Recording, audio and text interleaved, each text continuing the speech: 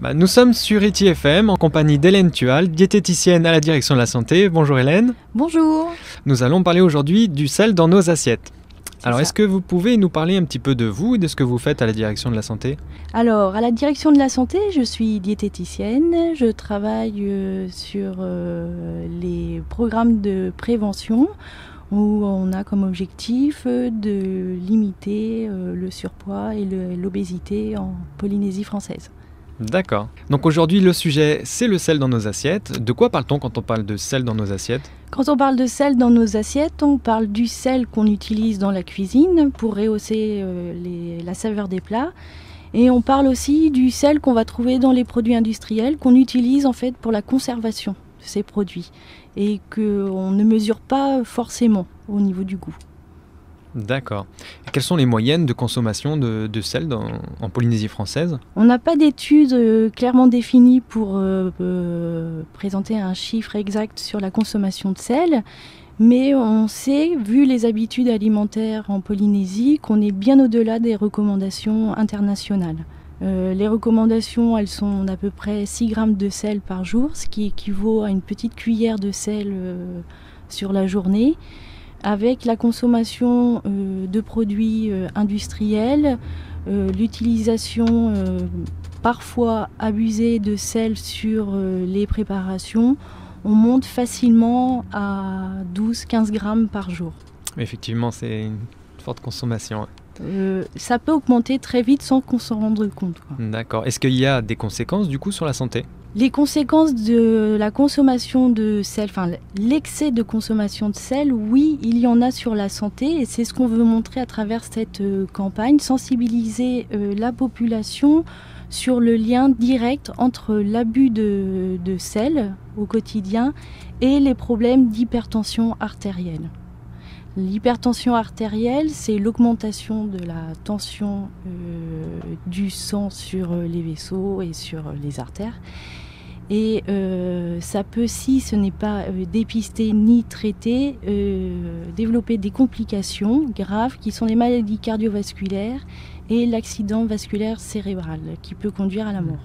Ces maladies cardiovasculaires et accidents vasculaires cérébraux représentent toujours à l'heure actuelle la première cause de mortalité en Polynésie française. D'accord. Donc c'est important d'en parler aujourd'hui. C'est important d'être au courant et de voir en fait qu'on peut, adopter un autre mode de vie pour prévenir une dégradation de son état de santé, de prévenir ces maladies. D'accord. Qu'est-ce que la direction de la santé a déjà mis en place et qu'est-ce qu'elle va mettre dans le futur en place ?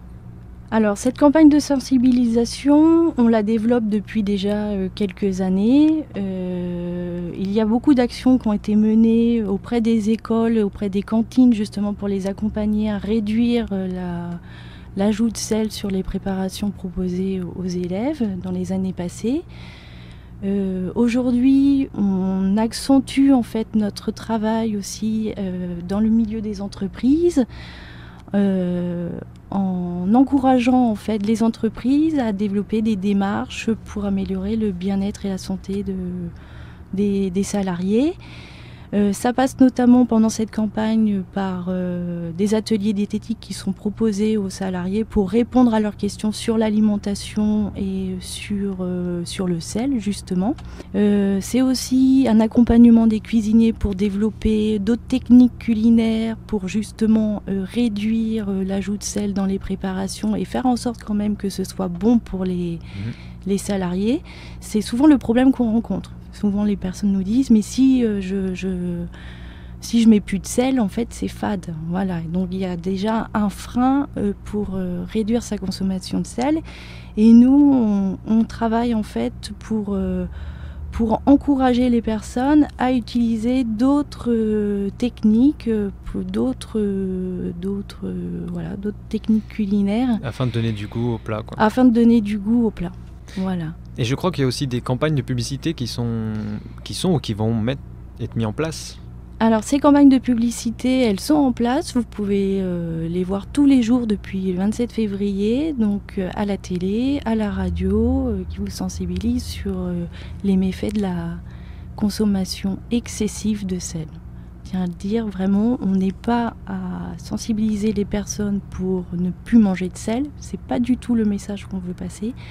Le message, c'est juste modérer sa consommation de sel pour une meilleure santé. D'accord. Et quel autre conseil on peut donner également à la population? L'autre conseil, alors, c'est des conseils pratiques à utiliser au quotidien pour réduire sa consommation de sel. Le premier, déjà, comme on disait, on utilise le sel dans sa cuisine de tous les jours.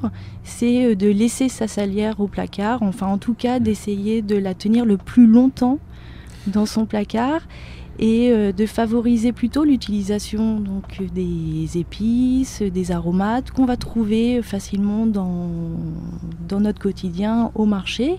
C'est par exemple l'ail, l'oignon, le curcuma, le gingembre, les citrons qu'on peut très bien marier dans la cuisine polynésienne.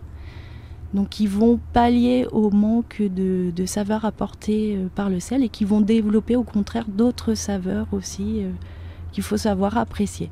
Le deuxième conseil qu'on peut donner, c'est pareil, en fait, lorsqu'on va chez le traiteur ou le restaurateur, les plats sont systématiquement salés. Donc il n'est pas nécessaire de les saler en plus avant de les consommer. Le troisième conseil aussi qu'on peut donner, c'est justement, on est d'accord pour dire qu'il y a du sel dans les produits industriels, que ce soit des produits industriels de saveurs déjà salées, je pense par exemple aux chips, aux soupes, qu'est-ce qu'il y a d'autre encore, aux boîtes de conserve, aux viandes en conserve, ce sont des produits salés. Il faut savoir aussi que les bonbons chinois, c'est salé, les biscuits, les gâteaux, en fait, aussi contiennent du sel. Enfin, tous ces produits industriels contiennent du sel. Donc, quand on a la possibilité, il faut prendre le temps de les comparer et de regarder la teneur en sel dedans. Oui, il faut lire les étiquettes qui sont derrière les paquets. Lire les étiquettes et choisir plutôt le produit qui contient moins de sel.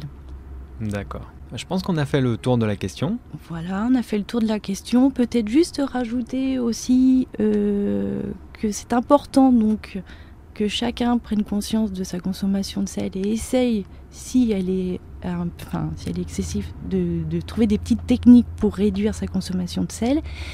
Mais je tenais à dire aussi qu'on doit travailler sur l'environnement en fait des Polynésiens et que la direction de la santé s'attelle avec les industries agroalimentaires à développer une démarche de progrès nutritionnel pour encourager les industries agroalimentaires locales à réduire aussi l'ajout de sel dans leur préparation et proposer des produits de meilleure composition nutritionnelle. Donc ce sont des projets à l'avenir que la direction de la santé va soutenir. D'accord. Merci beaucoup Hélène d'être venue sur le plateau d'Evity FM. Merci à toi et je vous souhaite une bonne journée. À la population et puis à très bientôt. Merci beaucoup, au revoir.